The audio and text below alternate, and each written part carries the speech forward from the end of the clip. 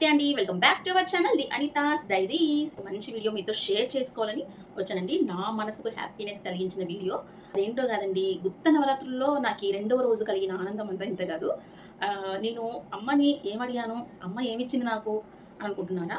ఒకసారి మీరే చూడండి. చూసిన తర్వాత నేను మళ్ళీ మీతో ఆ అనుభవాన్ని షేర్ చేసుకుంటాను. ఒక పువ్వు ఇవ్వమ్మ బంగారు తల్లి నా కోసం అమ్మ వారాహి మాత ఒక పువ్వు రాల్చమ్మ అమ్మ రాల్చినవ తల్లి పువ్వు. ఇక్కడ అమ్మ మూడవ రోజు అండి. మూడవ రోజు చూడండి అమ్మ నాకు ఎలా పువ్వు ఇస్తుందో. పూజ అయిన చాలా సేపటి తర్వాత అండి వీడియో ఇది.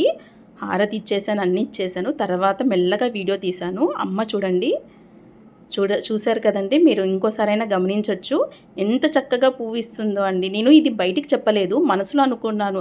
అమ్మకి వాళ్ళ గులాబీలతో అష్టోత్తరం చదివాను, ఒక పువ్వైనా ఇస్తే కదిలిస్తే బాగుంటుంది అని.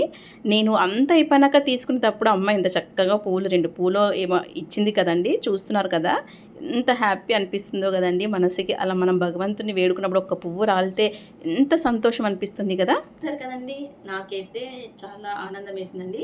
దాన్ని మీతో నేను షేర్ చేసుకోవాలని అనుకున్నాను, అందుకే చేసుకున్నానండి. మీరు అక్కడ గమనిస్తే నేను నార్మల్గానే చేసుకున్నానండి. అమ్మకి అసలు నైవేద్యాలు కూడా ఏమీ సమర్పించుకోలేదండి. ఒక్క బెల్లంతో చేసిన పానకం ఒక్కటి నేను సమర్పించుకున్నాను. ఇక మిగతాది పూలతో అమ్మని మంచిగా పూజించుకున్నాను.